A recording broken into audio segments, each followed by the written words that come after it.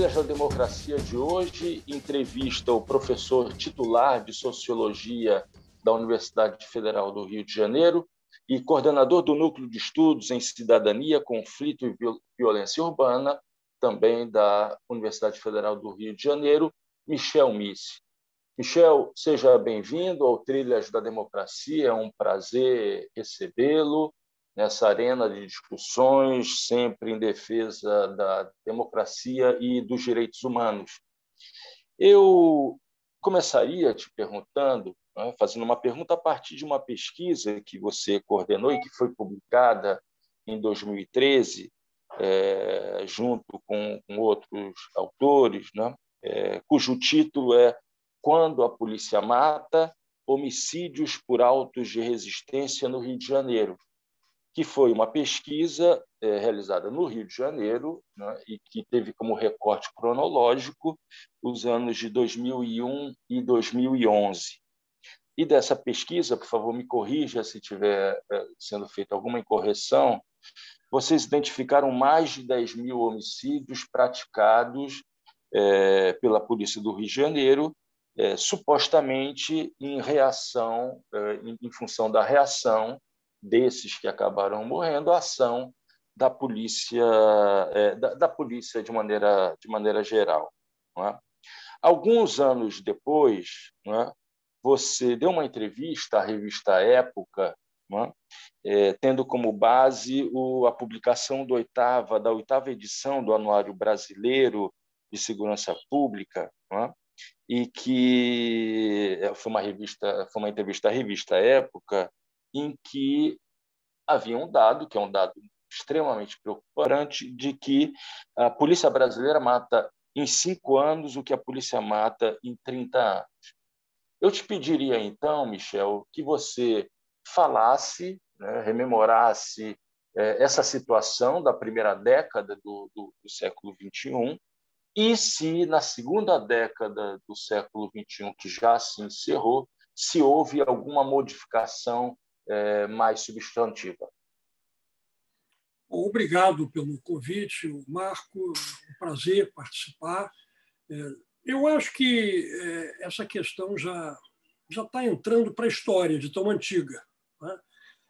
Hoje nós podemos afirmar que, nos últimos 20 anos, no Rio de Janeiro, foram assassinadas 20 mil pessoas em operações policiais, o que corresponde aproximadamente, em média, a 1.000 pessoas por ano. Tá? Essas pessoas que foram assassinadas, esses cidadãos que foram assassinados, podem ter sido assassinados em legítima defesa do policial, podem ter sido assassinados no curso de uma operação policial legal, que cumpriu os regulamentos, portanto, com isenção de ilicitude e de formas de violência policial que não são aceitas e não estão previstas na Constituição e no Código de Processo Penal. Então, como saber?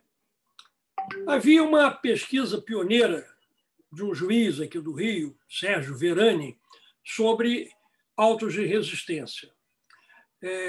Não havia mais nada. Nós resolvemos fazer essa pesquisa e fazer uma pesquisa realmente completa, tanto do ponto de vista do fluxo do procedimento, tá? Desde o momento em que o registro é feito na delegacia, que é feito pelo próprio policial que matou. Ele vai e declara, eu matei, e diz as circunstâncias, e aí se instaura um inquérito, né? Desde esse momento até a conclusão desse inquérito. Tá? Bom, além disso, nós queríamos também fazer uma etnografia dos julgamentos dos casos de auto de resistência. E queríamos também fazer uma etnografia dos procedimentos na delegacia de polícia, né, quando esse registro era feito. Então, foi um trabalho que reuniu, né, vários, na época, orientandos de doutorado meus, nós fizemos um coletivo, um grupo, e trabalhamos juntos e resultou nesse livro, Quando a Polícia Mata. O que nós descobrimos? Primeiro, isso que você já adiantou, né? Que nesse período de 10 anos, de 2001 a 2011, 10 mil pessoas haviam sido vítimas de operações policiais. A segunda coisa que nós descobrimos, né, verificamos, é que, na maior parte dos casos, bastava a declaração do policial que cometeu o homicídio para que o processo prosseguisse com a justificativa das condições, né, da dinâmica em que se deu esse homicídio. Tá? Dificilmente havia, quase nunca havia, levantamento do local do homicídio, porque o local geralmente ficava ou em áreas consideradas perigosas para a perícia comparecer, ora porque o próprio cadáver era retirado antecipadamente, mesmo supostamente se ainda estivesse vivo, né? Mas nunca sabemos se ele ainda estava vivo ou se ele morreu no caminho. Enfim, a falta de informações era e continua sendo muito grande. E, por isso mesmo, a maior parte desses inquéritos policiais não levam a lugar nenhum, nem para esclarecer, né, que efetivamente houve legítima defesa do policial ou que houve isenção de ilicitude, nem para esclarecer que, na verdade, ocorreu um homicídio doloso, ocorreu um assassinato intencional ou uma execução arbitrária. Tudo isso, né, nós verificamos na pesquisa. Verificamos também que a maior parte desses inquéritos serão arquivados.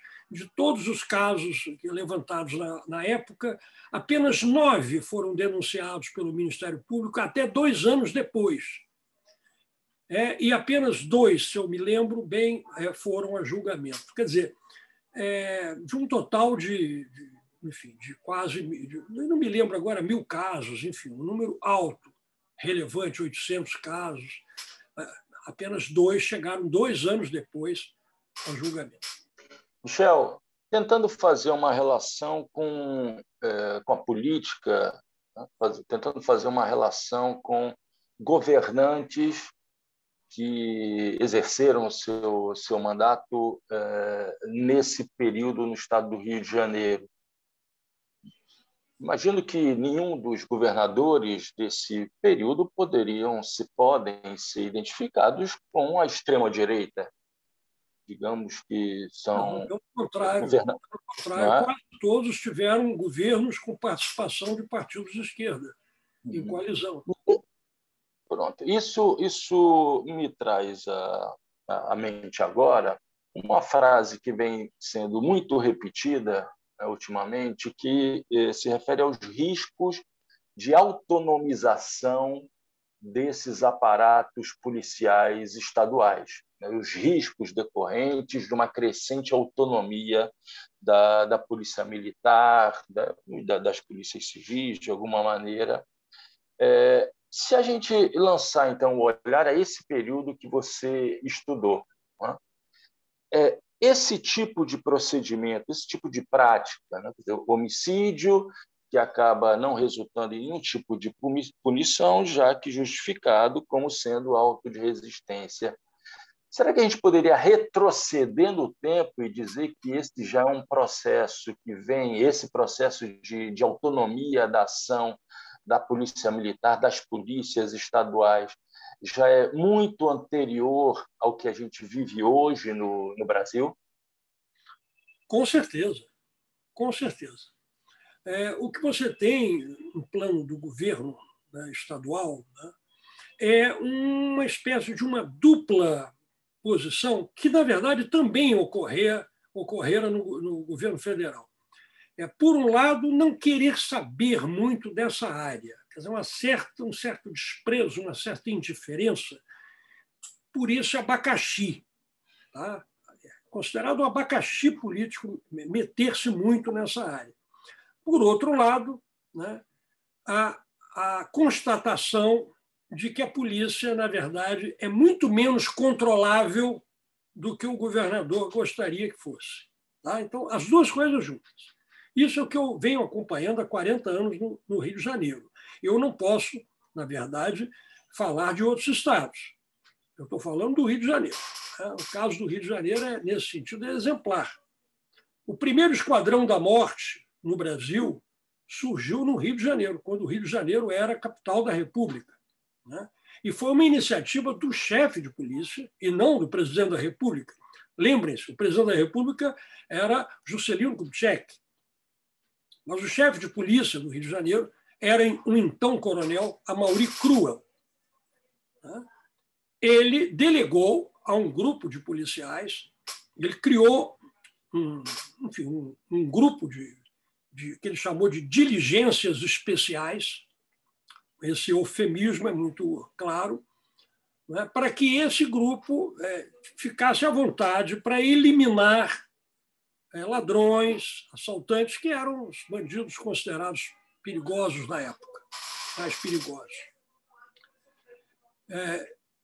Você tem depois, né, o surgimento de grupos de extermínio na região metropolitana do Rio de Janeiro, na Baixada Fluminense. Né? Esses grupos de extermínio geralmente operados por policiais ou ex-policiais em associação com civis. Isso ainda na época da Polícia Civil, não tinha polícia militar fazendo o policiamento ostensivo, como veio a acontecer durante a ditadura. Estou falando de antes até da ditadura.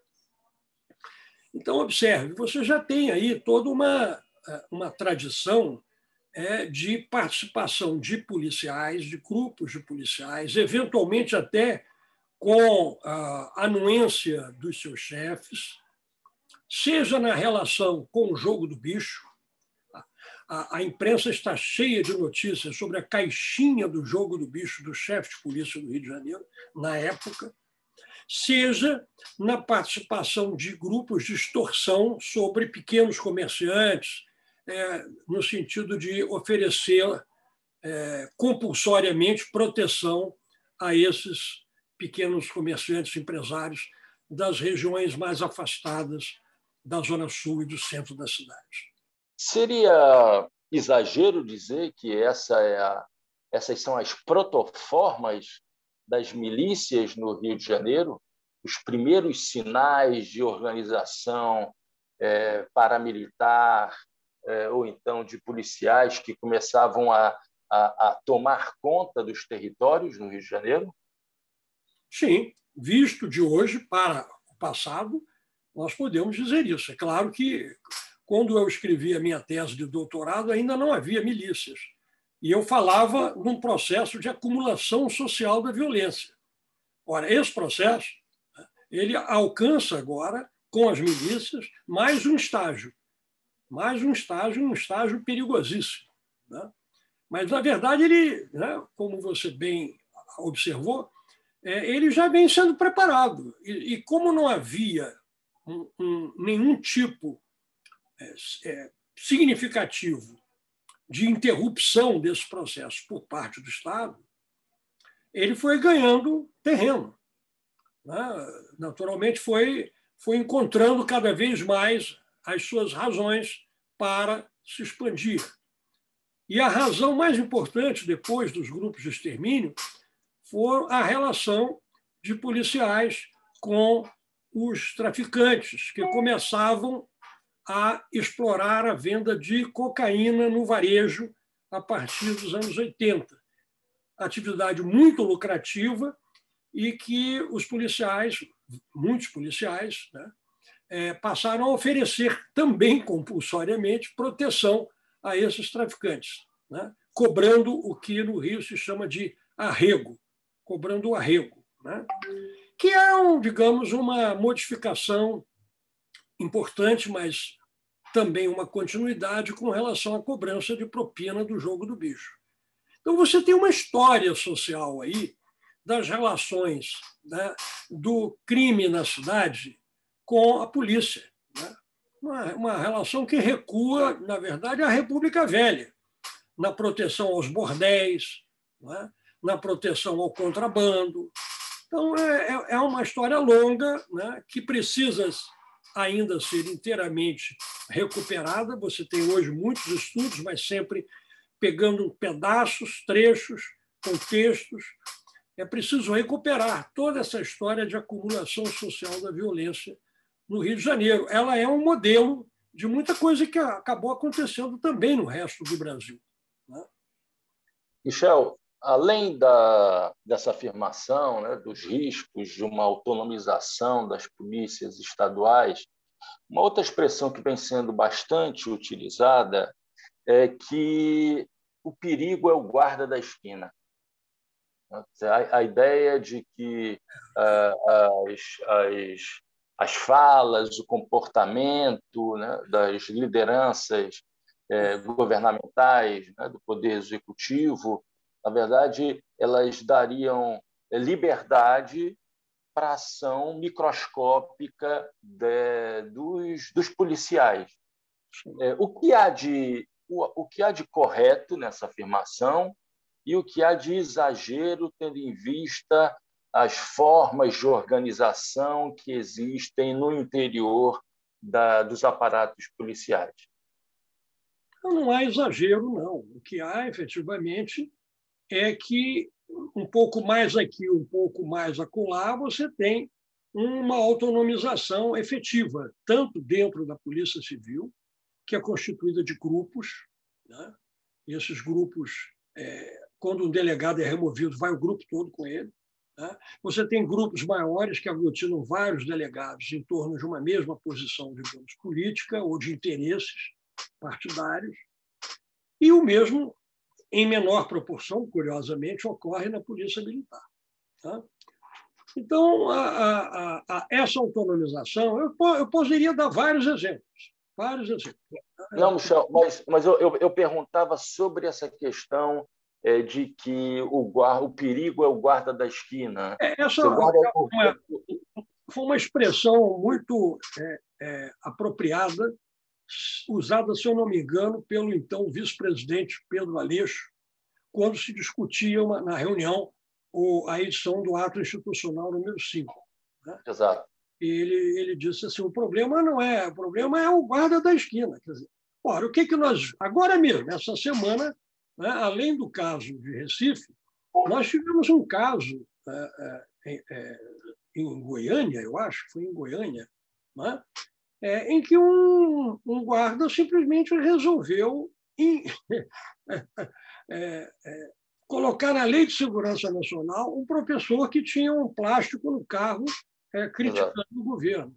Ora, quando se chega a esse ponto, né, nós temos várias coisas, Marco. Nós temos, primeiro, e é preciso que se diga isso também para que não haja uma teoria conspiratória completa, há muita ignorância no meio policial, muita falta de preparo, entendeu? Os praças são abandonados, os oficiais ainda têm alguma facilidade de acesso a cursos e tal, mas os praças muito pouco, né? Essa ignorância ela não é só, digamos, em relação a procedimentos policiais, a conhecimento do que pode, do que não pode ser feito, né? Mas é também decorrente da inexistência de protocolos bem firmados na cultura policial brasileira. E isso vale para o Brasil todo, não só para o Rio de Janeiro, né? E, além disso, também, né, o baixo nível intelectual mesmo, né? Quer dizer, o guarda, esse praça, ele fez um concurso que se exigia nível médio, ele não tinha, na verdade, concluído o nível médio em boas condições, não é? E ele carregou consigo, como acontece com muitos brasileiros, né, uma formação educativa, educacional insuficiente. Então, tudo isso contribui, né? Não é só, digamos, ideologia que ele é de fascista, que ele é de extrema-direita. Pode até ser, e muitos são. Mas também acontece isso, né? O sujeito simplesmente achar que não se pode criticar o governo, né?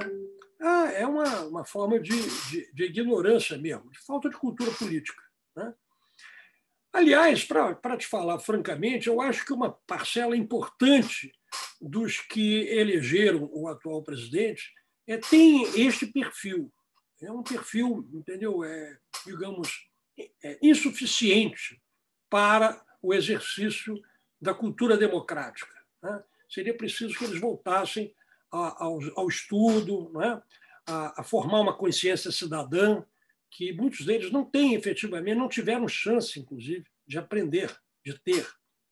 Então, eles são presas fáceis de ideologias extremistas, autoritárias, que simplificam a realidade, né, e transmitem a ideia de que é possível resolver tudo com violência, né? Você chegou a usar a expressão de que as polícias são formadas para o combate, né? A polícia...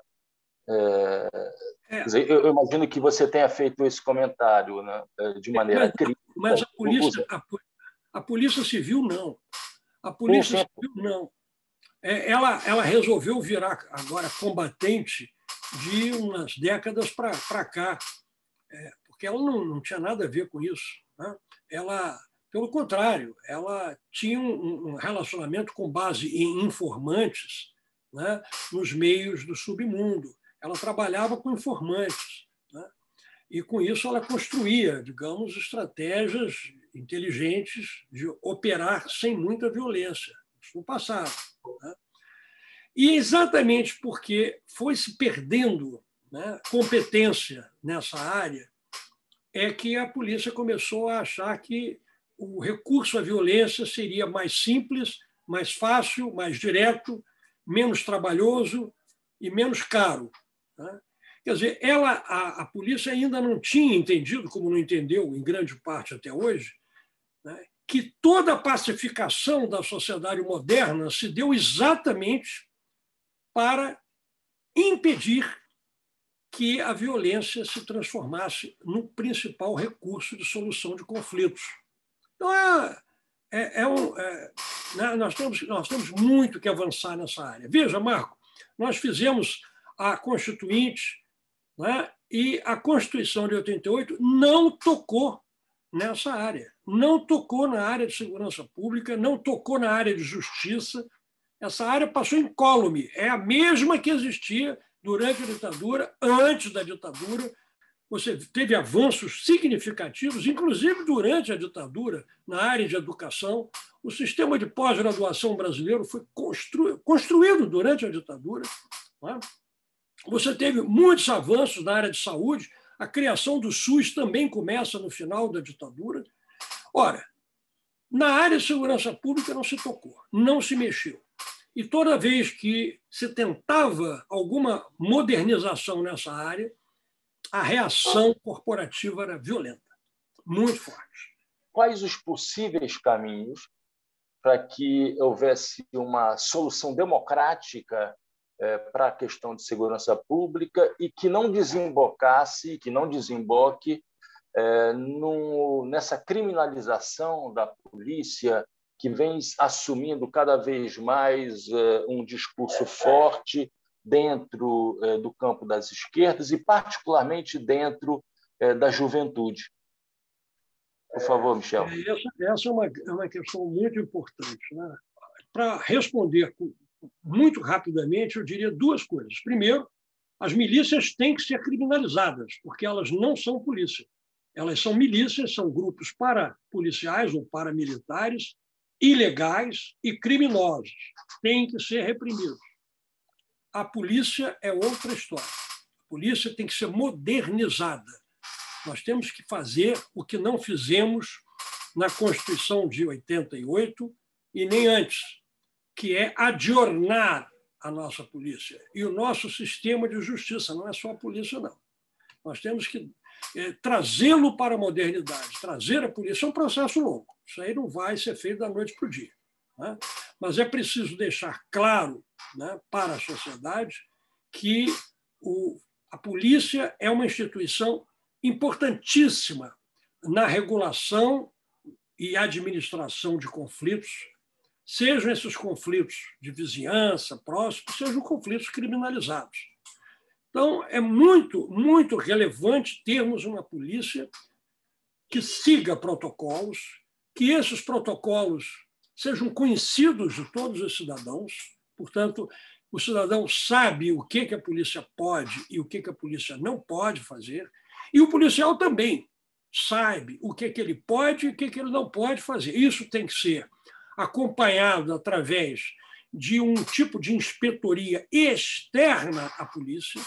Não basta o Ministério Público, ele não dá conta. É preciso que haja um conselho, né, que acompanhe, né, os procedimentos policiais rotineiros, né? É preciso que essa modernização signifique também melhoria das condições de trabalho dos policiais, que signifique também recursos de perícia, recursos materiais que permitam melhorar a capacidade de esclarecimento dos crimes, né? E, principalmente, né, é preciso que, a médio prazo, nós comecemos a abandonar.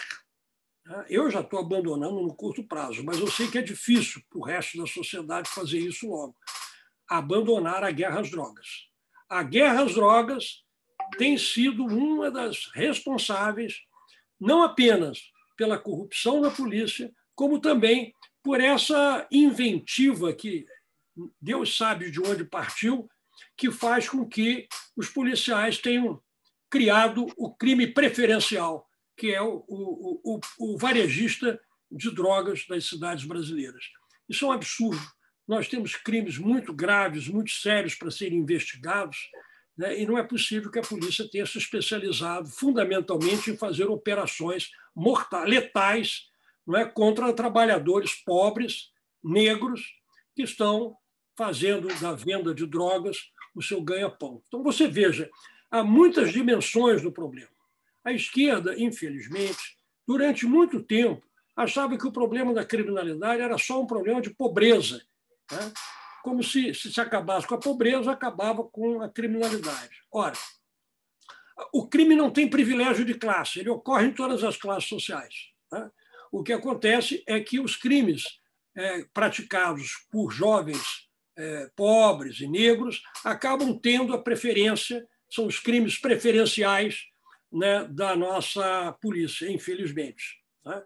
Seja porque eles estão associados a recursos de violência, sim, isso acontece e é preciso reconhecer, seja porque a polícia, a própria polícia, depende muitas vezes, os policiais dependem muitas vezes de relações promíscuas com esses trabalhadores para poderem melhorar o seu salário. Michel, uma ultimíssima pergunta, o nosso tempo já terminou, mas eu não gostaria de deixar que essa entrevista terminasse sem te ouvir acerca da possibilidade concreta da violência policial crescer no país, reprimindo manifestações políticas até o fim, pelo menos até o fim do próximo ano, que será um ano marcado por muita, creio eu, pela exacerbação da polarização política no país, com a repetição de atos como aquele que marcou a manifestação anti-Bolsonaro no Recife, no dia 28 de maio. Eu entrevistei na semana passada um chileno e um colombiano sobre os levantes populares que ocorreram nesses dois países. E os relatos que eles deram é que a violência policial contra manifestações sociais e políticas chegou a um limite realmente da barbárie, com, por exemplo, 400 pessoas que foram mutiladas nos olhos por conta da ação repressiva da polícia. Eu queria, se possível, que você apontasse tendências de acentuação dessa repressão por parte da polícia em relação às manifestações, particularmente manifestações do campo das esquerdas, ou não, a partir de agora e até o fim do próximo ano. Ou as instituições funcionam plenamente, ou nós corremos esse risco que você apontou. O que aconteceu na favela do Jacarezinho, no Rio de Janeiro, foi uma afronta evidente ao Supremo Tribunal Federal. Então, ou os governadores, né, assumam com coragem o controle das suas polícias, ou então nós estaremos numa situação difícil. Nas manifestações de 2013, portanto, durante o governo Dilma, quando governava o Rio de Janeiro o governador Sérgio Cabral, a polícia começou a disparar balas de borracha nos manifestantes. Era uma manifestação pacífica, enorme, a maior que eu já vi no Rio. Tomou a Presidente Vargas, mais de 1 milhão de pessoas. A polícia enfrentou 1 milhão de pessoas com bombas de gás lacrimogêneo e balas de borracha, como aconteceu no Recife. Olha só, nós fizemos uma comissão, da qual, inclusive, o Caetano Veloso participou, e fomos procurar o secretário de Segurança na época, para solicitar a ele que interrompesse o uso das balas de borracha, porque elas são perigosíssimas, já que elas acertam, como ficou claro no Recife, qualquer pessoa. Isso é um absurdo completo. O secretário, um homem sério, respondeu que ele não tinha controle sobre esse tipo de operação da Polícia Militar. Eu tenho testemunho de todos os membros da comissão, nós todos ouvimos isso do secretário de Segurança. Então, quando um secretário de Segurança, e ele era forte politicamente, quando um secretário forte politicamente afirma uma coisa dessa, você veja bem, nós estamos diante de um desafio muito, muito grande com relação ao Estado Democrático de Direito. Michel, muito obrigado pela participação nessa edição do Trilhas da Democracia. Espero que no ano que vem nós voltemos a dialogar sobre a situação das polícias e também das milícias e dos riscos que a democracia brasileira corre em função do possível descontrole desse aparato coercitivo. Muito obrigado. E o Trilhas da Democracia volta na próxima semana, sempre debatendo temas relativos à defesa da democracia e dos direitos humanos. Até lá.